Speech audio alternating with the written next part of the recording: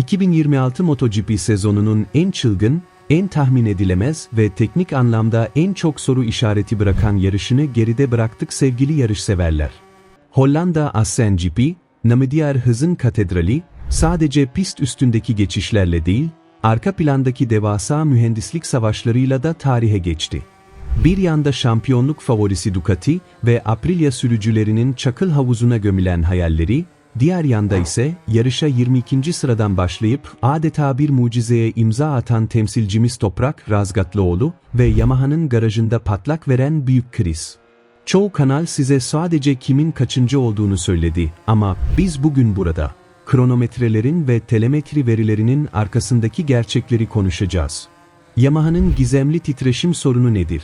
Toprak'ın sürüş tarzı bu motoru neden sınırlarına kadar zorluyor ve Japon devi neden V4 motor tasarımında büyük bir şasi krizi yaşıyor? Kemerlerinizi bağlayın, MotoGP'nin perde arkasındaki en derin teknik analize başlıyoruz.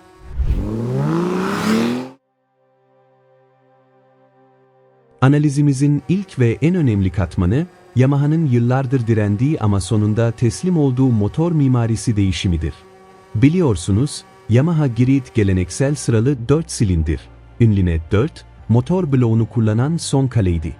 Bu motor mimarisi, motosikletin viraj ortası hızını inanılmaz artırsa da, aerodinamik kanatların geliştiği ve düzlük hızının her şey olduğu modern MotoGP çağında Ducati'nin V4 motor gücü karşısında tamamen çaresiz kaldı.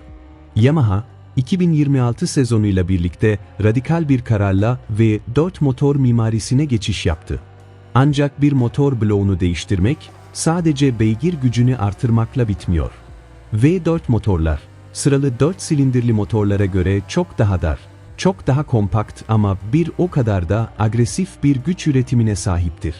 Bu durum, motosikletin ağırlık merkezini, şasi üzerindeki yük dağılımını ve en önemlisi arka tekerleğin şasiyle olan mekanik bağını tamamen altüst etti. Yamaha mühendisleri düzlük hızını buldular ancak Assen gibi yüksek hızlı yön değişimleri gerektiren bir pistte hiç beklemedikleri bir canavarla karşılaştılar. Kronik titreşim, yani motor sporları dilindeki adıyla chattering. Şimdi gelelim yarışın en dramatik anına. Temsilcimiz Toprak Razgatlıoğlu, Pramac Yamaha koltuğunda yarışa 22. sıradan, yani en arkalardan başladı. Telemetri verilerine baktığımızda, Toprak'ın ilk turlardaki geçiş hızı ve frenleme noktaları lider gruptaki Aprilia sürücüleriyle neredeyse birebir aynıydı. Muazzam bir tırmanışla 10. sıraya kadar yükseldi ve puan barajının tam merkezine oturdu. Fakat tam bu anlarda, motosikletin arka tarafında aşırı yüksek frekanslı bir titreme başladı. Yarış mühendisliğinde buna chattering diyoruz.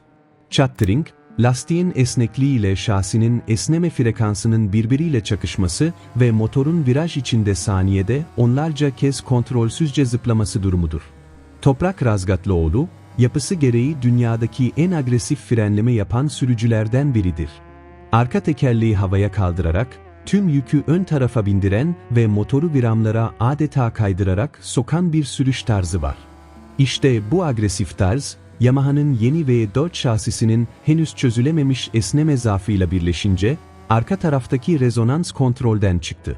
Motor o kadar şiddetli titremeye başladı ki, arka lastiğin tutuşu, grip, tamamen sıfıra indi ve Toprak mekanik güvenlik gerekçesiyle pite çekilerek yarışı bırakmak zorunda kaldı. Bu kesinlikle sürücü hatası değil, Yamaha'nın yeni şasi geometrisinin Toprak'ın devasa gücüne ve frenleme üstünlüğüne dayanamamasıdır. Assen'deki tek mühendislik draması Yamaha garajında yaşanmadı. Fabrika Ducati sürücüsü Francesco Bagna'nın başına gelenler de tam bir teknik analiz konusudur. Bagnaia ön grupta podyum mücadelesi verirken en gelişmiş GP26 motosikletinde aniden bir fren arızası yaşadı ve pite döndü. Peki, neydi bu braking issue? Modern MotoGP motorlarında Brembo'nun 340 ve 355 mm'lik devasa karbon fren diskleri kullanılır. Bu disklerin optimum çalışabilmesi için sıcaklığın en az 200 derece, en fazla ise 800 derece civarında olması gerekir. Ancak Ducati bu sezon motorun önüne o kadar büyük aerodinamik kanatlar ekledi ki, bu kanatlar muazzam bir yere basma kuvveti, downforce, üretirken, tekerlek tüneline giren soğuk hava akışını tamamen kesti. Aslen hafta sonundaki yüksek hava sıcaklığı da eklenince, Bagnaya'nın ön fren diskleri 1000 derecelik kritik sınırı aştı. Karbon diskler aşırı ısındığında, fading, hidrolik basınç kaybolur ve maneti sıksanız bile motoru durduramazsınız. Bagnaya, düzlük sonunda motoru durduramayacağını fark ettiği an frene basmayı bırakıp pite yöneldi. Ducati'nin aeropaketleri motoru bir düzlük canavarına dönüştürüyor ama Assen gibi arka arkaya sert frenleme gerektiren pistlerde soğutma krizini de beraberinde getiriyor. Günün kazanan tarafına, yani Aprilia ve uydu takımı Trackhous'a baktığımızda ise karşımıza muazzam bir lastik ve hava koridoru, slipstream, stratejisi çıkıyor. Yarışı kazanan Alogura ve ikinci olan Raul Fernandez, fabrika takımı sürücüsü Jorge Martin'i yarışın son 5 turunda adeta avladılar. Peki bunu nasıl yaptılar? Jorge Martin, yarışın başında liderliği alıp kaçmak için yumuşak arka lastik tercih etmişti. Amacı ilk 10 turda farkı açıp yarışı koparmaktı. Ancak Trackhouse garajı büyük bir kumar oynayarak iki pilotuna da sert arka lastik taktı. Yarışın ilk yarısında Ogura ve Fernandez, Martin'in hemen arkasına yerleşerek rüzgar tüneline, slipstream, girdiler. Önlerindeki hava duvarını Martin yardımıyla yardıkları için motorları daha az yakıt tüketti.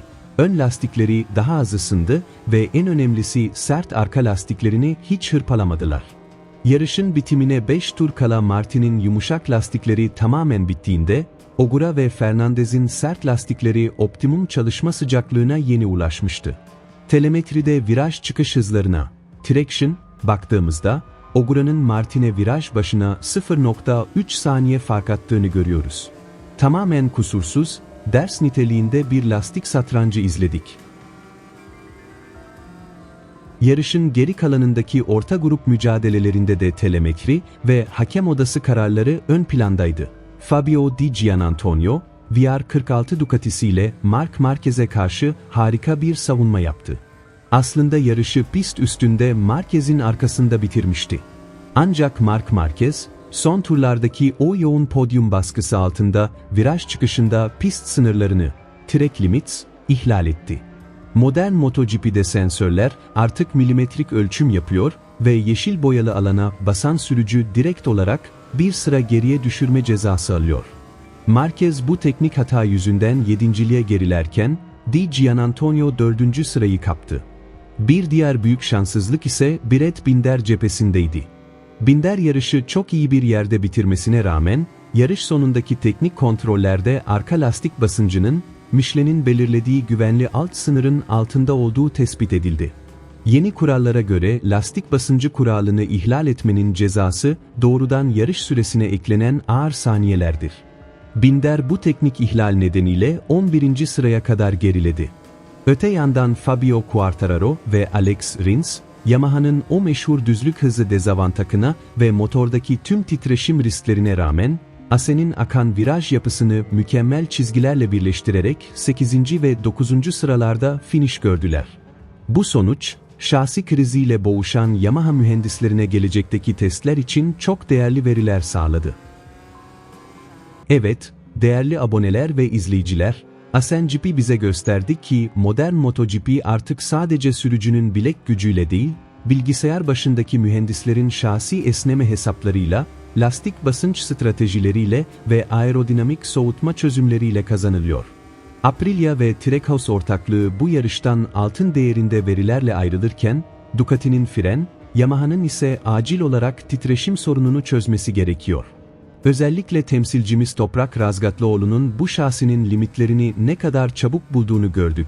Eğer Yamaha o titreşimi kesebilirse, Toprak'ın önümüzdeki yarışlarda podyumun müdavimi olacağını söylemek zor değil. Peki siz bu derin teknik analiz hakkında ne düşünüyorsunuz?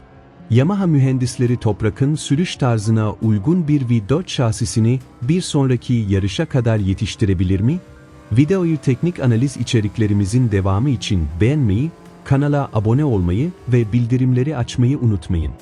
Bir sonraki yarışın teknik analizinde, telemetri dünyasında tekrar görüşmek üzere.